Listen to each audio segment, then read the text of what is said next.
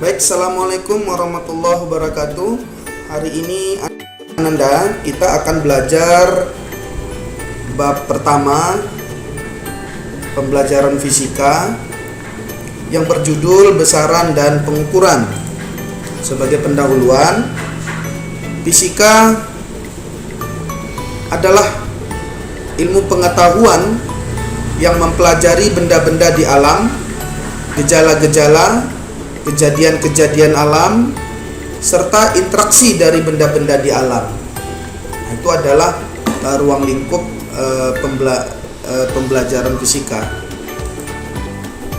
Nah, fisika merupakan ilmu pengetahuan dasar yang mempelajari sifat-sifat dan interaksi antar materi dan radiasi. Jadi fisika itu selain mempelajari bagaimana interaksi benda-benda, dia juga mempelajari energi yang dihasilkan oleh benda-benda atau yang dihasilkan dari interaksi benda-benda. Nah, apalagi fisika merupakan ilmu pengetahuan yang didasarkan pada pengamatan eksperimental dan pengukuran kuantitatif. Artinya apa? Ya, fisika itu bisa diuji dalam eksperimen tertentu. Jadi ketika ada seseorang menemukan satu temuannya, maka temuan itu dalam fisika harusnya bisa juga diuji oleh orang lain. Makanya di dalam pembelajaran fisika, ya, semua objek pengamatan, pengukuran itu disandarkan pada metode ilmiah. Agar apa? Agar bisa dipertanggungjawabkan. Nah, kita masuk ke sub bagian berikutnya, besaran dan satuan. Apa itu besaran? Besaran pada prinsipnya kita bisa bilang sesuatu yang dapat diukur. Jadi segala sesuatu yang bisa kita ukur, apapun itu, maka itu adalah besaran. Dan sesuatu yang dapat diukur itu dinyatakan dengan angka-angka. Jadi dia harus bersifat kuantitatif, ada angkanya, ada hasil pengukurannya. Contoh besaran apa? Misalnya panjang. Panjang bisa kita ukur. Massa suatu benda itu bisa kita ukur dan nilainya ada. Waktu juga begitu, bisa kita ukur berapa lama, itu nilainya, angkanya ada. Apalagi suhu, kita bisa ukur panas dinginnya suatu benda dan hasilnya itu bisa dinyatakan dalam angka-angka. Nah, itulah besaran. Banyak contoh yang lain-lain. Nah, mengukur itu apa? Jadi mengukur itu adalah membandingkan sesuatu dengan sesuatu yang lain yang sejenis yang ditetapkan sebagai satuan. Jadi kalau misalnya kita mau mengukur panjang, berarti kita mau bandingkan panjang suatu benda dengan benda yang lain. Kalau kita misalnya mau mengukur massa, berarti kita membandingkan massa satu benda dengan massa benda yang lain. Waktu juga begitu, kita mengukur durasi sesuatu dengan sesuatu yang lain. Lamanya waktu sesuatu dengan waktu yang lain. Suhu, kita juga membandingkan panas dinginnya sesuatu dengan sesuatu yang sudah ditetapkan kadarnya. Nah, dan mengukur itu haruslah ditetapkan dengan satuan-satuan. Kenapa harus dengan satuan? Karena besaran apapun dalam fisika itu baru terdefinisi, baru bermakna jika apa? Jika ada nilainya atau ada besarnya dan ada satuannya. Kalau hanya ada nilai tapi tidak ada satuan, orang akan bingung. Misalnya kita disuruh mengukur panjang. Panjang meja adalah 10. Kalau tidak ada satuannya, maka orang bingung 10 apa gitu. Nah, sebaliknya kalau cuma ada satuan, nggak ada besarnya, juga akan bingung. Tidak akan bermakna. Panjang meja adalah sentimeter.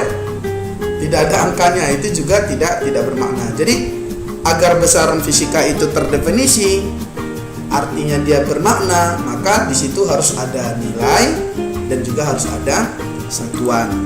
Nah, apa contohnya? Kita kasih contoh. Misalnya ada seseorang mengukur panjang jalan yang baru diaspal. Berapa hasil pengukurannya? Misalnya disebutkan 10 km. Nah, dari angka 10 km ini yang mana nilai? Nilai itu adalah yang 10-nya. Nah, satuannya yang mana? Satuannya adalah kilometer. Jadi ketika ada orang melaporkan hasil pengukuran panjang jalan 10 km, maka besaran itu menjadi terdefinisi. Paham ya? Nah, kita lanjutkan. Apa itu satuan? Satuan adalah ukuran dari suatu besaran. Ukuran dari suatu besaran itu ditetapkan sebagai satuan. Misalnya meter, kilometer, ini digunakan untuk satuan panjang. Detik, menit, jam, itu digunakan untuk satuan waktu. Untuk satuan massa misalnya apa? Bisa gram, kilogram, dan lain-lain sebagainya. Jadi itu adalah satuan. Ringkasnya apa? Ya, satuan itu adalah ukuran dari suatu hasil pengukuran. Nah, perlu Anda ketahui bahwa di dalam fisika itu sistem satuan itu ada dua macam sebenarnya. Yang pertama sistem metrik. Sistem metrik yang lazim digunakan adalah MKS. Apa itu MKS? MKS itu singkatan dari meter, kilogram, dan sekon ya. Ada juga selain MKS dikenal pula sistem metrik juga, namanya CGS. Apa itu CGS? Sentimeter, gram, sekon. Nah, ini sistem metrik. Kalau sistem yang non metrik bagaimana? Itu biasa dipakai di dalam negara Inggris atau sekitarnya. Mereka menyebut dengan istilah sistem British ya. Nah, akan tetapi ya sekarang di dalam fisika kita mengenal sistem internasional atau sering disingkat dengan SI. Nah, apa sih yang dimaksud dengan sistem internasional itu? Ya sebenarnya sistem internasional itu tetap menggunakan sistem metrik, yaitu sistem MKS misalnya. Namun telah disempurnakan ya. Apa yang disempurnakan? Ya standar-standarnya itu disempurnakan lagi. Nah, di dalam sistem internasional ya ada 7 besaran pokok yang berdimensi dan ada 2 besaran pokok yang tak berdimensi. Nah, ini adalah 7 besaran pokok yang berdimensi. Pertama, untuk mengukur panjang, besaran pokok panjang satuannya meter, disingkat M kecil, dimensinya L. Besaran pokok massa satuannya kilogram, singkatannya kg, dimensinya M. Besaran pokok waktu, misalnya kita mau mengukur waktu, satuannya sekon, singkatannya S atau detik, dimensinya T besar. Besaran pokok arus listrik, satuannya ampere, singkatannya A besar, dimensinya I.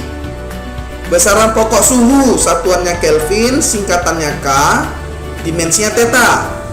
Intensitas cahaya, satuannya candela, singkatannya CD, dimensinya J. Jumlah zat, satuannya mol, singkatannya mol, dimensinya N besar. Jadi ini adalah 7 besaran pokok yang berdimensi yang telah disepakati oleh ilmuwan di seluruh dunia. Maka disebut sistem internasional. Nah, ada besaran pokok lain yang tak berdimensi. Misalnya apa? Sudut datar. Ya, sudut datarnya untuk 2 dimensi. Satuannya apa? Radian, singkatannya rad, tapi dia tidak berdimensi. Ada satu lagi, sudut ruang, satuannya steradian, singkatannya SR, dan dia tidak berdimensi. Jadi ini adalah 7 besaran pokok yang berdimensi dan 2 besaran pokok yang tak berdimensi yang disepakati di dalam sistem internasional. Jadi Ananda ini tolong diingat, karena nanti kita ada materi secara khusus tentang menentukan dimensi dari suatu besaran. Nah, apa itu dimensi? Ringkasnya dimensi itu adalah cara besaran itu tersusun oleh besaran pokok. Apa gunanya? Pertama, untuk menentukan satuan dari suatu besaran. Misalnya nanti kita temukan ada rumus yang kita nggak tahu itu satuannya apa, maka nanti kita bisa temukan satuannya melalui apa? Melalui analisis dimensi. Yang kedua, guna dimensi apa?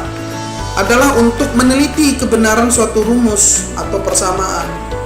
Misalnya ada persamaan disajikan sedemikian rupa, kita mau uji ini benar atau salah, maka kita bisa gunakan teknik analisis dimensi sehingga diketahui apakah itu setara atau tidak setara. Nah, metode penjabaran dimensi prinsipnya adalah dimensi ruas kanan harus sama dengan dimensi ruas kiri. Jadi kalau misalnya nanti ada rumus yang mau kita analisis apakah itu setara atau tidak, pastikan nanti dimensi kiri sama dengan dimensi di ruas kanan. Dan setiap suku akhirnya ketika nanti sudah sama, maka suku itu berdimensi sama, apapun nanti simbol dari besaran yang ada di dalam rumus itu. Nah, selanjutnya besaran turunan. Besaran turunan itu adalah besaran yang diturunkan dari besaran pokok. Contohnya apa? Contohnya misalnya besaran yang tidak menggunakan nama khusus, artinya ya kecepatan itu contohnya ya, satuannya apa? Meter per detik. Kenapa satuannya meter per detik? Karena kecepatan diperoleh dari rumus jarak bagi waktu. Jarak satuannya meter, waktu satuannya detik. Jadi tidak ada nama khususnya. Atau luas, satuannya apa? Meter kuadrat. Dari mana meter kuadrat? Karena luas itu rumusnya apa? Panjang kali lebar. Panjang satuannya meter, lebar satuannya meter. Meter kali meter, iya meter kuadrat. Tapi ada juga besaran turunan, dia menggunakan nama khusus. Misalnya gaya, satuannya Newton, lambangnya N.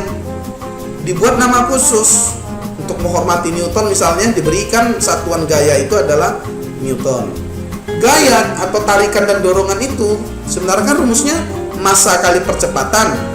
Massa satuannya kilogram, percepatan satuannya meter per sekon kuadrat. Harusnya gaya itu kan satuannya meter per sekon, kilogram meter per sekon kuadrat. Nah, boleh dibuat satuannya demikian agar lebih mudah karena telah disepakati. Kita tinggal buat satuan dari gaya adalah Newton. Begitu pula energi, satuannya joule. Daya satuannya watt. Frekuensi satuannya hertz. Jadi ini adalah besaran turunan tapi dia punya nama khusus ya. Nah, ini adalah tabel besaran turunan dan dimensi. Ini bisa kita jadikan nanti sebagai acuan ya dalam menentukan dimensi dari suatu besaran. Yang pertama, luas. Rumusnya apa? Panjang kali lebar. Jadi kalau mau menentukan dimensi suatu besaran memang harus tahu rumusnya dulu. Rumus luas apa? Panjang kali lebar. Ya. Kemudian sebentar, kita kasih dulu.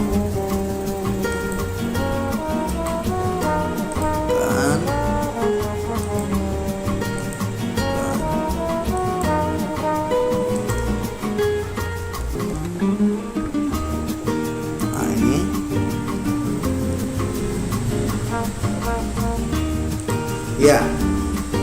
Nah, kalau kita ingin menentukan dimensi dari suatu besaran, maka yang pertama kita harus tahu adalah rumusnya. Misalnya kita menentukan dimensi luas nih. Apa rumus luas? Panjang kali lebar. Setelah itu apa yang kita lakukan? Mencari tahu dimensi dari rumus itu. Misalnya, panjang satuannya meter, dimensinya apa? L. Lebar satuannya apa? Meter. Dimensi meter apa? L. Berarti dimensinya apa? L kali L menjadi L kuadrat. Nah, mudah kan? Nah, misalnya dimensi volume.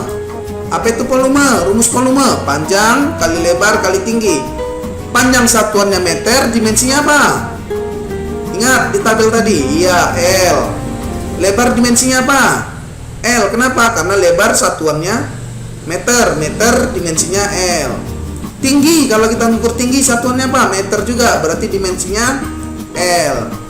Nah, berarti secara keseluruhan dimensi dari volume apa? L kali L kali L menjadi L pangkat 3. Kemudian dimensi massa jenis, kita harus tahu rumus massa jenis. Apa rumus massa jenis?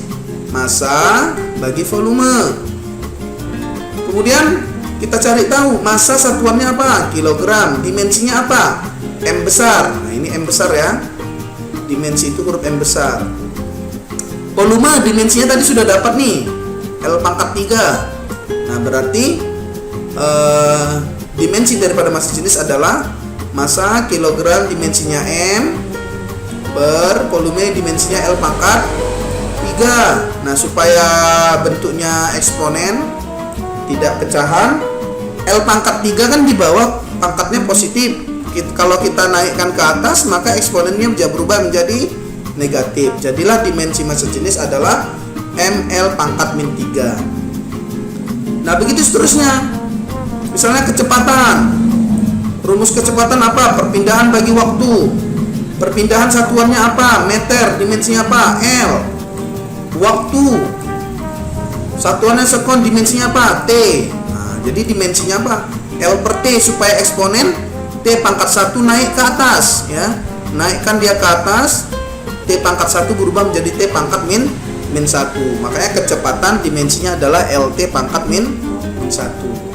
Begitu seterusnya Ananda, percepatan, gaya, usaha, impuls dan seterusnya ya. Jadi ini Ananda bisa telusuri.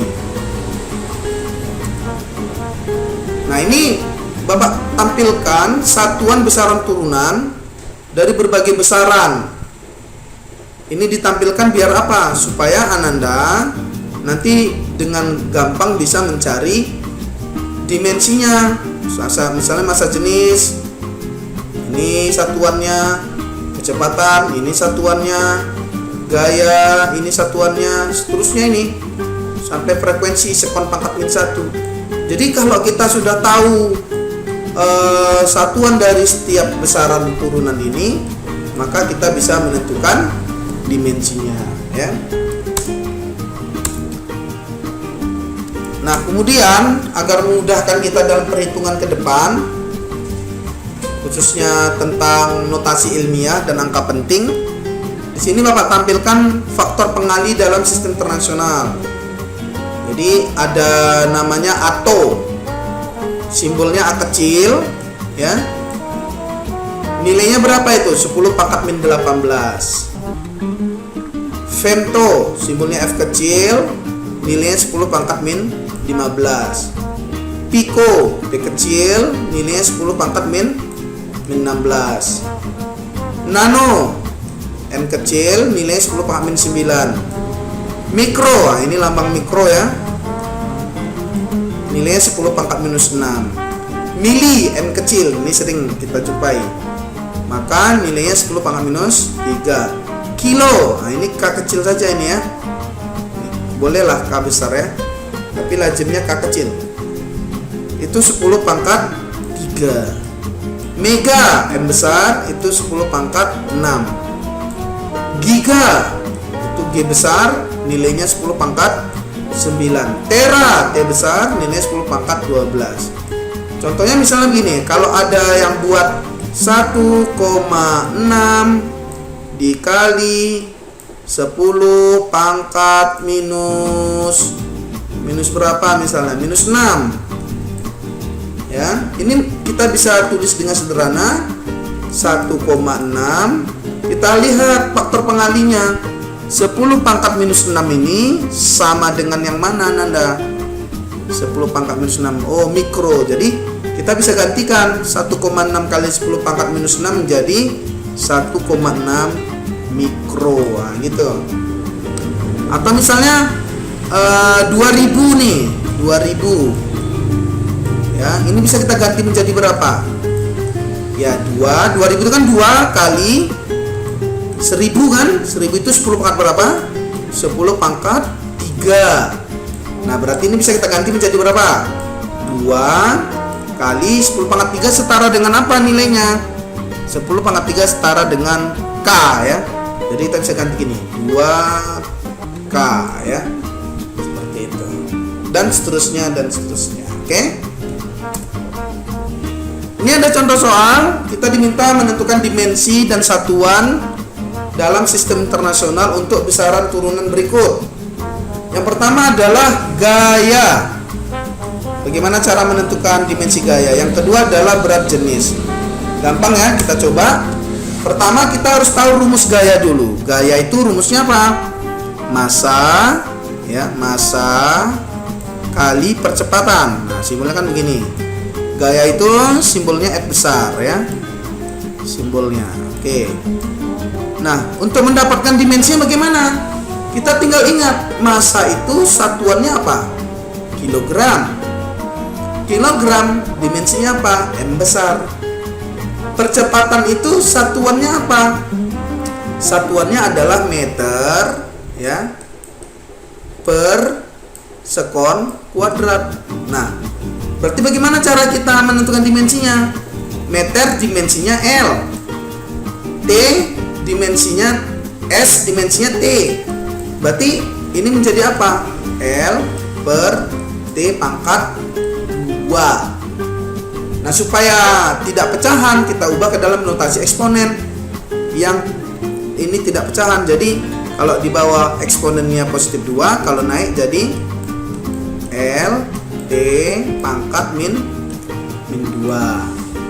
Nah, berarti dimensi daripada gaya adalah M kali LT pangkat min 2 ini. Nih ya. Kalau satuannya kilogram meter per sekon kuadrat. Nah, yang berikutnya berat jenis. Bagaimana cara menentukan dimensinya? Tahu dulu rumusnya apa? Berat jenis itu. Berat jenis rumusnya berat bagi volume. Berat itu sama dengan gaya bagi volume. Tadi gaya kita sudah tahu dimensinya M L T pangkat min 2. Volume dimensinya apa? Volume kan panjang kali lebar kali tinggi. Panjang satuannya meter, lebar satuannya meter, tinggi satuannya meter. Dimensinya apa? L. Berarti L kali L kali L, berarti L pangkat 3. Nah, berarti kalau ini L pangkat 3, kita bisa naikkan L-nya menjadi pangkat min 3. Jadilah ini MLT pangkat min 2 kali L pangkat min 3. Karena di sini ada L pangkat 1, di sini ada L pangkat min 3, jadi apa? Pangkatnya dijumlahin, 1 tambah min 3 menjadi min 2. Jadilah dia M L pangkat min 2 kali T pangkat min 2. Selesai. Nah, terakhir kita mau lihat apakah besaran-besaran berikut identik ya. Misalnya yang pertama energi potensial dan energi kinetik. Nah, dengan menggunakan analisis dimensi kita bisa tahu itu identik atau tidak. Contoh misalnya energi potensial, simbolnya EP. Rumusnya apa? Massa kali gravitasi kali H. Oke, massa dimensinya apa? M besar. Gravitasi itu kan percepatan ya. Ini adalah percepatan. Percepatan satuannya apa? Meter per sekon kuadrat. Kita sudah tahu percepatan itu dimensinya LT pangkat min 2. Tinggi satuannya meter, berarti dimensinya L. Berarti energi potensial dimensinya apa? M kali LT pangkat min 2 kali L. Ini menjadi apa? L kali L, L kuadrat. Jadi energi potensial itu dimensinya adalah M L kuadrat T pangkat min 2. Jelas? Nah, sekarang kita lihat energi kinetik. Apa rumus energi kinetik? Setengah kali massa kali kecepatan kuadrat. Kita jabarkan, setengah. M ini massa, V ini kecepatan. Kalau setengah dia tidak berdimensi, diabaikan. Massa dimensinya apa? M besar. Kecepatan itu dimensinya apa? LT pangkat min 1. Dari mana? Kecepatan itu rumusnya apa? Jarak bagi waktu. Jarak satuannya meter dimensinya apa? L. Waktu satuan sekon dimensinya apa? T. Jadi ini bisa naik ke atas ya. Jadi apa? L T pangkat min 1. Ini adalah dimensi dari kecepatan. Nah, karena dia dikuadratkan tinggal dikuadratkan. Berarti apa dimensi energi kinetik? M kali L kuadrat kali T pangkat min 2. Sama atau tidak? Sama dengan energi potensial. Berarti kesimpulannya apa? Keduanya berarti energi potensial dan energi kinetik mempunyai dimensi yang sama, keduanya identik. Nah, bagaimana usaha dengan kalor? Usaha itu kalau Ananda jabarkan nanti dimensinya ml pangkat 2 T pangkat min 2. Nah, energi juga ternyata begitu. Silakan nanti buktikan ya. Usaha itu bisa Ananda dapat dari W sama dengan gaya kali dengan perpindahan.